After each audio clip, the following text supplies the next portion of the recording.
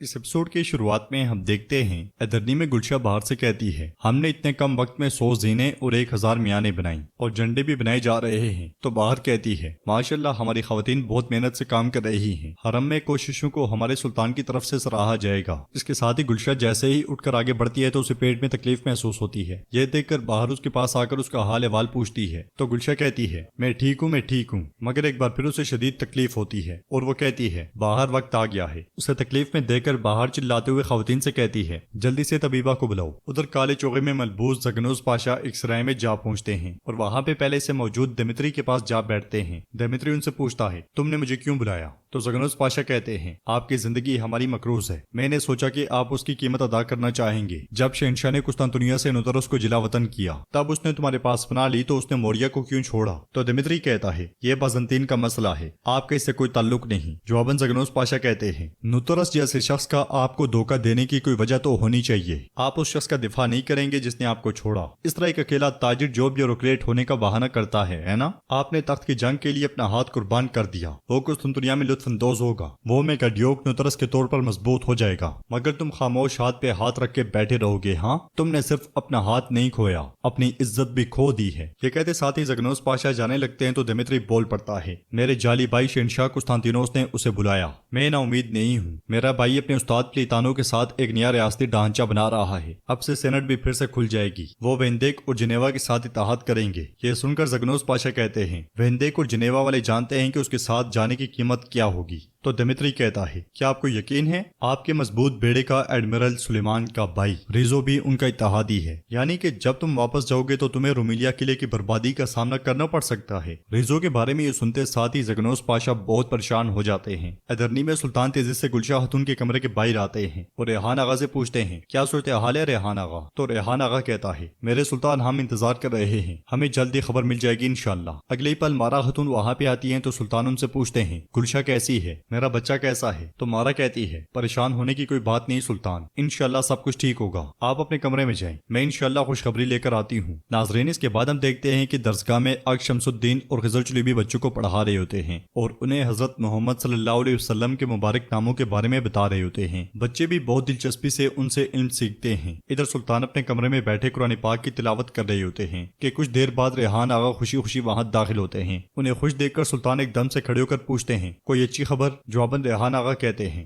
اس سے اچھی خبر تو جنت کی نوید سنانے کے علاوہ اور کوئی نہیں ہو سکتی، جناب رب العالمین نے آل عثمان کو ایک اور شہزادے سے نوازا ہے۔ یہ سن کر سلطان بہت زیادہ خوش ہوتے ہیں اور سونے کی ایک تھیلی ریحان آغا کے ہاتھ میں رکھنے کے بعد آگے بڑھتے ہیں۔ اس لیے میں مارا خاتون شہزادے کو لے کر وہاں آتی ہیں اور سلطان کو مبارکباد دیتے ہوئے شہزادہ انہیں تھما دیتی ہیں۔ سلطان شہزادے سے پیار کرتے ہوئے کہتے ہیں ہمارے عظیم پیغمبر صلی اللہ علیہ وسلم کے نام پر تمہارا نام مصطفیٰ رکھتا ہوں، اپنے بابا کے بہادر ساتھی بنو مصطفیٰ، اپنی ماں کی آنکھوں کی روشنی بنو مصطفیٰ، خوش آمدید خوش آمدید، تم اپنے بابا اور اپنی سرزمین کے لیے امن کا باعث بنو۔ ساتھ ہی سلطان مصطفیٰ کے کان میں اذان دینے لگ جاتے ہیں۔ ادھر کنجیوں کے ٹھکانے میں سپاہی مشقوں میں مصروف ہوتے ہیں۔ بالیبے کے سامنے حسن اور سلطوق تیر نشانے پر مار رہے ہوتے ہیں اور سلطوق جلدی سے 2 تیر پھینکتے ہوئے کہتا ہے میری طرف دیکھو، جب تک تم نے 1 تیر پھینکا میں نے 2 پھینک دیے، مگر دوسری مرتبہ سلطوق کے تیر کھینچنے سے پہلے ہی حسن تیر چھوڑ دیتا ہے اور سلطوق کی جانب دیکھتے ہوئے کہتا ہے کیا ہوا سلطوق بے؟ جواباً سلطوق کہتا ہے ماشاءاللہ ماشاءاللہ۔ اس لیے میں زگنوس پاشا سپاہیوں کے ساتھ وہاں پہنچتے ہیں اور تیزی سے بالیبے کے پاس آ کر کہتے ہیں بالیبے یہ سلطان کا فرمان ہے، وہ چاہتے ہیں کہ آپ ریزو کے پیچھے جائیں، وہ قسطنطینوس کے ساتھ مل کر ہمارے خلاف منصوبہ بندی کر رہا ہے، باقی آپ اسے پکڑنے کے بعد جان جائیں گے، اسے گرفتار کر کے لے آئیں۔ پھر آہستگی سے کہتے ہیں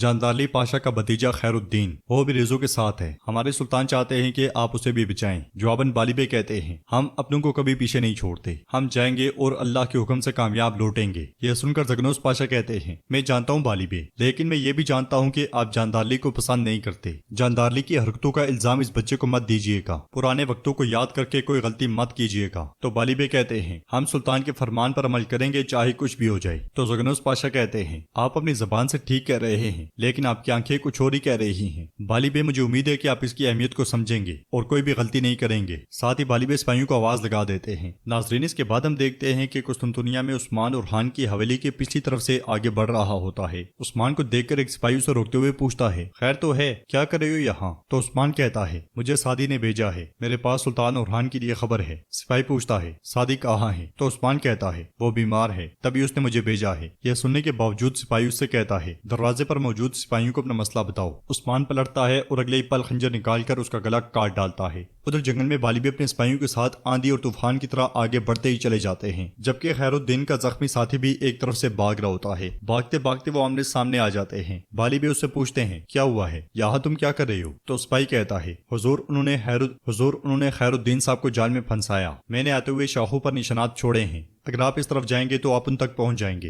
ये सुनकर बाली बे पूछते हैं हम खैरुद्दीन को कैसे पहचानेंगे, हम कैसे जाने कि खैरुद्दीन कौन है और दुश्मन कौन? जवाबन सिपाही कहता है उन्होंने सुर्ख कफ्तान सियाह कमीज पहनी हुई है। यह सुनते साथ ही बाली बे एक सिपाही को छोड़कर बाकी सिपाहियों के साथ आगे बढ़ जाते हैं। उधर रिजो जंगल से आगे बढ़ रहा होता है कि इसी लम्हे उसे कपड़े का एक टुकड़ा मिलता है, जिसे देखकर उसे बहुत गुस्सा आता है और वो जल्दी से खैरुद्दीन के पास पहुंचता है। फिर उससे पूछता है तुम्हारे ख्याल में तुम क्या करने की कोशिश कर रहे हो? तुमने अपने पीछे निशानात छोड़े हैं। तो खैरुद्दीन उसे पीछे धकेलते हुए कहता है जाओ और जान कर आओ कि तुर्कों को धोखा देने वालों के साथ क्या होता है। यह सुनते साथ ही रेजो से जोरदार मुक्का मारकर गिरा देता है और साथ ही वो दो ग्रोहों में तकसीम होकर निकल जाते हैं। उधर हम देखते हैं कि उस्मान कुस्तुनतुनिया की हवेली के किचन तक जा पहुंचता है और पीछे से वहां मौजूद खादिम की गर्दन तोड़ डालता है। फिर बर्तन के नीचे खंजर रखकर उरहान के कमरे की जानिब बढ़ता है। वो जैसे ही कमरे में दाखिल होता है तो उरहान उससे देखते हुए कहता है मेरा खाना मेज पर छोड़ दो बेटा। खाना रखते साथ ही उस्मान खंजर निकालता है और मोहतात अंदाज में उरहान की जानिब बढ़ता है, मगर वो जैसे ही खंजर फिजा में बुलंद करता है तो कारा मुस्तफा पीछे से एकदम उसका हाथ पकड़ लेता है।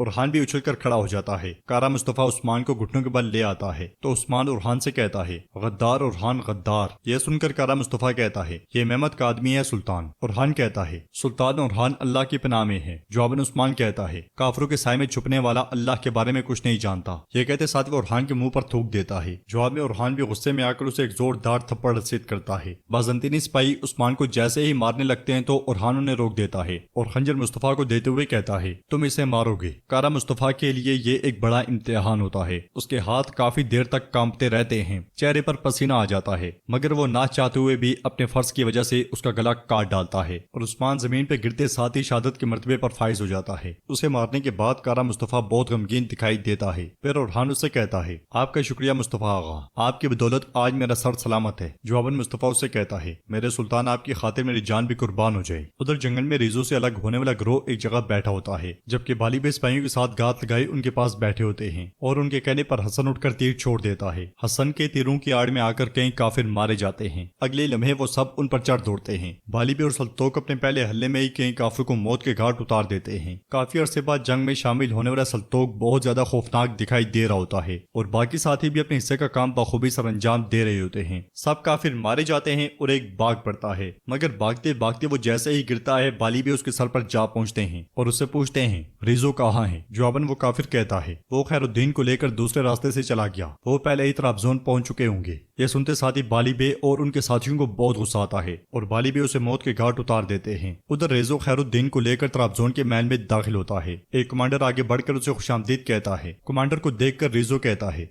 मैंने सोचा था कि शहंशाह मेरा इस्तकबाल करेंगे। जवाबन कमांडर कहता है उनकी तबीयत ठीक नहीं, वो इसलिए नहीं आ पाई, मैं आपकी मदद करूंगा। आपने जो बारूद हमसे मांगा था वो हमने बैरल में डाल दिया है। रिजो घोड़े से उतरता है और कमांडर से कहता है महमद को एहसास हो गया है कि हमने उसके खिलाफ जाल बिछाया है। अकंजी हमारे पीछे हैं, शहर के दाखिली रास्तों और दीवारों पर मुहावजों की तादाद में इजाफा कर दो। इसके साथ ही दोनों आगे बढ़ जाते हैं। तो नाज़रीन इसके साथ ये एपिसोड भी इख्तिताम पजीर होती है। अगर आपको वीडियो पसंद आए तो वीडियो को लाइक करें, चैनल को सब्सक्राइब करें और बेल आइकॉन पर लाजमी से क्लिक कर दें। इंशाल्लाह मिलते हैं नेक्स्ट वीडियो में, तब तक के लिए रखें अपना और अपनों का बहुत ज्यादा ख्याल। अल्लाह निगहबान।